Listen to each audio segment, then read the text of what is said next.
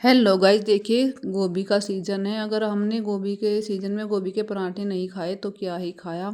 तो गाइस आज मैं लेकर के आई हूँ गोभी के पराठे। मैं आपको 3-4 तरीके के पराठे बनाना सिखाऊंगी।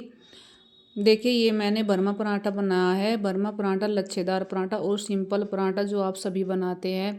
3-4 तरीके के पराठे बनाकर दिखाऊंगी आपको, जो खाने में बहुत ही स्वादिष्ट लगते हैं और झटपट बनकर तैयार हो जाते हैं।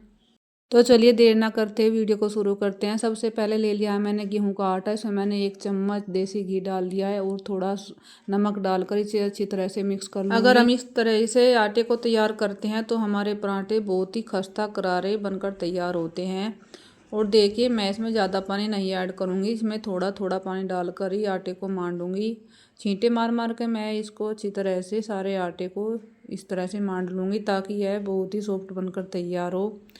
और देखिए गाइस, अगर आप इस तरीके से पराठे बनाओगे तो आपके भी पराठे बहुत ही सॉफ्ट और टेस्टी बनकर तैयार होंगे। देखिए मैंने सारा आटा मांड कर रख लिया है, कितना सॉफ्ट बनकर तैयार हुआ है। अब ले लिया है मैंने गोभी का फूल, इसको मैं कद्दूकस कर लूँगी। गोभी को मैंने अच्छी तरह से धुल करके सुखा लिया था। और देखिए इस तरह से अगर हम कद्दूकस करेंगे तो बहुत ही दानेदार गोभी कसी जाएगी। अगर हम जार में कसते हैं तो उसमें ज़्यादा बारीक हो जाती है। और देखिए इसमें मैं डाल दूँगी हल्दी, नमक और इसको अच्छी तरह से मिक्स करके थोड़ी देर के लिए छोड़ दूँगी ताकि जो गोभी में पानी होता है वो सारा बाहर निकल जाए नमक की सहायता से। गोभी में पानी रहता है और पराठे बनाते हैं तो उसमें पानी निकलने लगता है और पराठे फटने लगते हैं। और देखिए 5 मिनट के लिए मैंने इसको रख दिया था। 5 मिनट के बाद मैं इस सारी गोभी को एक कॉटन के कपड़े पे डाल करके अच्छी तरह से निचोड़ लूँगी। इसका सारा एक्स्ट्रा पानी मैं निकाल लूँगी। और देखिए हमने नमक और हल्दी पहले ही डाल दिया था तो हल्दी भी इसमें अच्छी तरह से मिक्स हो चुकी है। कलर आ गया है, बहुत अच्छा कलर आया है गोभी में। और जो नमक था उससे सारा गोभी ने अपना सारा पानी छोड़ दिया है। देखिए कितना सारा पानी निकला है। अगर हम वैसे ही इसको निचोड़ते तो इतना पानी नहीं निकल पाता, इसके अंदर ही पानी रह जाता। अब इससे यह बहुत ही खुश्क हो जाएगी, सारा एक्स्ट्रा पानी इसका निकल जाएगा और हमारे पराठे बहुत ही खुश्क बनकर तैयार होंगे। और देखिएगा जिस तरीके से अगर आप गोभी के पराठे बनाएंगे तो ये बहुत ही टेस्टी लगते हैं और इसमें ज़रा भी पानी नहीं होता है। देखिए और जो मैंने हल्दी डाली थी वो उसका भी कलर कितना अच्छा हुआ है इसमें। अब मैं इसको इस तरह से बचोर लूँगी और उसमें जो बाकी का सामान है वो डाल लूँगी। मैंने कट कर रखे हैं, एक बड़ा प्याज लिया था, अदरक, हरी मिर्च, इन सभी को बारीक बारीक कट कर लिया था। अब मैं इसमें ऐड कर दूँगी और इसे अच्छी तरह से मिक्स कर लूँगी। अब डालूँगी मैं इसमें धनिया पाउडर। मैंने इसमें 1 चम्मच धनिया पाउडर डाल दिया है और 1 चम्मच मैंने जीरा हाथ से मसल कर इस तरह से ऐड कर दूँगी। और ऊपर से डालूँगी मैं हरा धनिया बारीक कटा हुआ और इसे अच्छी तरह से मिक्स कर लूँगी हाथ की सहायता से। आप चम्मच से भी कर सकते हैं लेकिन हाथों से अगर इसमें जो कोई गुठलियाँ वगैरह रहती है वो भी निकल जाती है। और अब डाल दिया है मैंने इसमें अमचूर पाउडर और नमक। मेरे पास आम का अमचूर नहीं था, ये मेरे पास आंवले का अमचूर रखा था, मैंने उसी को ऐड कर दिया है। अमचूर डालने से पराठे में बहुत ही अच्छा टेस्ट आता है। अब कर लेते हैं हम रायते की तैयारी। मैं इसके साथ बनाऊंगी बथुए का रायता। और देखिए उसके लिए मैंने कढ़ाई रख दिया। कढ़ाई मैंने 1 चम्मच तेल डाल करके इसे बथुए को साबुत साबुत बथिया लिया है मैंने, इसको अच्छी तरह से मिक्स कर लूँगी ताकि ये सॉफ्ट हो जाए। और जो हमारा गोभी का पानी बचा हुआ था मैंने वो इसमें ऐड कर दिया क्योंकि उसमें हल्दी और नमक है। इसको अच्छी तरह से मिक्स करके थोड़ी देर के लिए ढककर रख दूँगी और बीच बीच में इसमें को चलाती रहूँगी ताकि यह अंदर से अच्छी तरह सॉफ्ट हो जाए।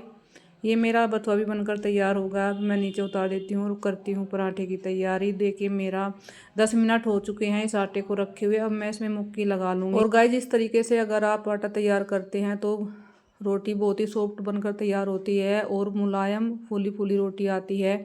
इसी तरह से आप रोटी का आटा बनाओगे तो रोटी भी बहुत ही स्वादिष्ट लगेगी।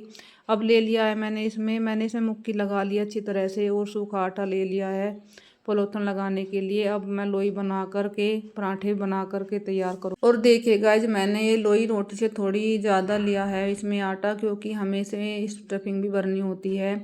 रोटी का हम थोड़ा लेते हैं क्योंकि रोटी हमें बारीक बनानी होती है, लेकिन ये पराठा है, पराठे के लिए हम थोड़ी बड़ी लोई लेंगे और इसे हम पूरी बेल लेंगे। जितना भी हमारा चकला रहेगा उसी के हिसाब से मैं इसको पूरी बेल लूँगी। काफ़ी बड़ी बेलूँ क्योंकि इसका हमें रोल बनाना है और स्टफिंग भी भरनी है। ज़्यादा बारीक हमें इसको नहीं करना है। देखिए मेरी ये बिल चुकी है। अब लगाऊंगी मैं इसके ऊपर साटा। मैंने ये साटा तैयार किया था कॉर्नफ्लोर और तेल में मिलाकर और उसके ऊपर थोड़ा सा मैदा छिड़क दूंगी ताकि ये इसके लच्छे बहुत ही स्वादिष्ट बनकर तैयार हो। और 1 चम्मच मैं इसमें स्टफिंग डाल करके इस तरीके से बेलन से इस तरह से दबा दूंगी ताकि ये आटे पर चिपक जाए। और इस तरह से रोल बना दूंगी। रोल बना कर अगर हम पराठा बनाते हैं तो ये बहुत ही सुंदर और टेस्टी बनकर तैयार होता है। इस तरह से फोल्ड कर दूंगी मैं इसको। आप पराठे कई तरीके से बना सकते हैं, मैं भी आपको 3-4 तरीके से पराठा बनाकर दिखाऊंगी। देखिए अच्छी तरह से रोल बना लिया मैं इसे इस तरह से फोल्ड कर लूँगी और इसको फिर दोबारा सा बेल लूँगी। इस तरह से फोल्ड करके इस पर सूखा आटा डाल करके इसे बेल लूँगी। हमें इसको ज़्यादा बारीक नहीं बेलना है, मीडियम साइज़ में ही बेलना है, क्योंकि अगर हम ज़्यादा बारीक उसको बनाएंगे तो इसमें से जो स्टफिंग है बाहर निकलने लगेगी। और देखिए कितना अच्छा बिलकर तैयार हुआ है, जो कहीं से भी फटा नहीं है और ना ही स्टफिंग बाहर निकली है। अब हम इसको तेल लगा करके तवे पर इसको सेक लेंगे। मैं लोहे के तवे पर भी पराठा बना रही हूँ, आप नॉनस्टिक के तवे पर भी बना सकते हैं। कितना सुंदर पराठा बनकर तैयार हुआ है। और इधर हमारा बथुआ भी तैयार होगा। इसको मैं मिक्सी जार में डाल करके अच्छी तरह से पीस लूँगी। रायता बनाने के लिए मैं इसमें पिसा हुआ बथुआ डालूँगी। मैंने इसे थोड़ी देर के लिए ठंडा होने के लिए छोड़ दिया था और बाद में पीस लिया है। मैंने इसको ज़्यादा पीसा बारीक नहीं पीसा है, क्योंकि रायते में थोड़ा मोटा मोटा ही अच्छा लगता है।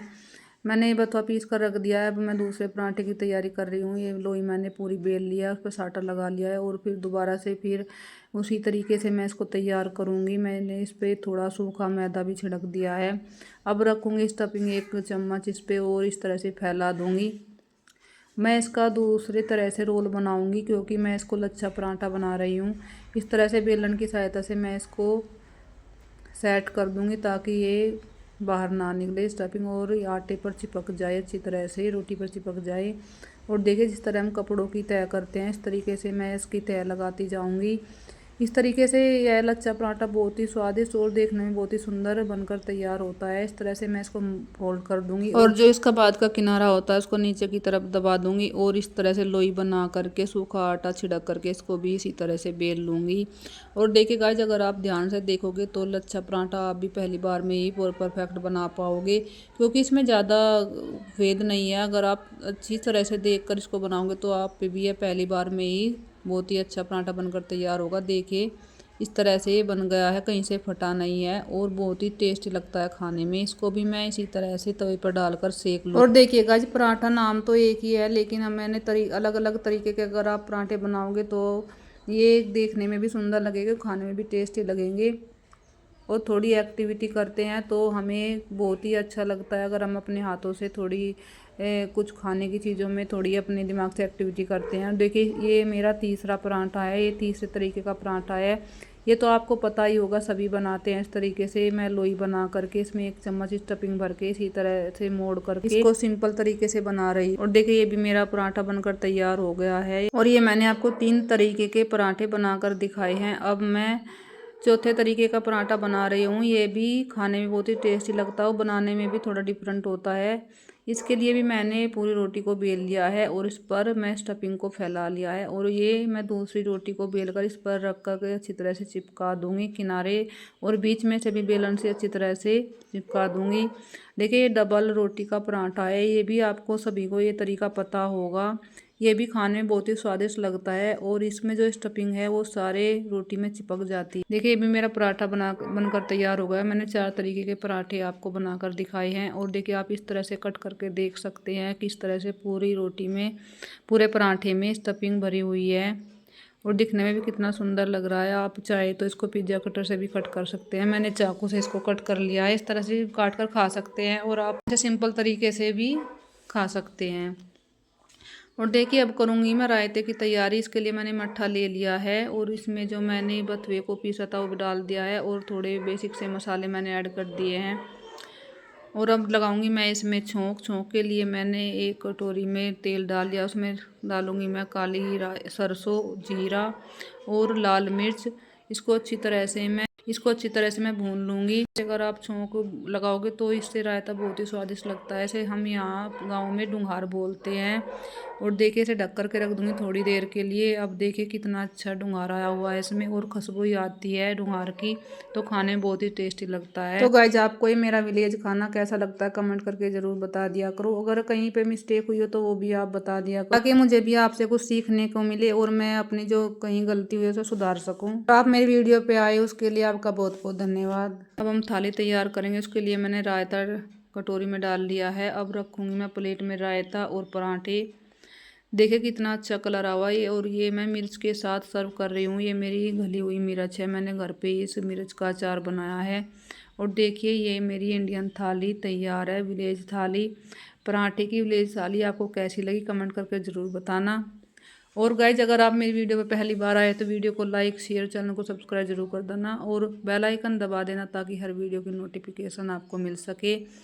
और देखिए लच्छा पराठा है, कितने अच्छी तरह से इसके लच्छे अलग फुल को कर आ रहे हैं।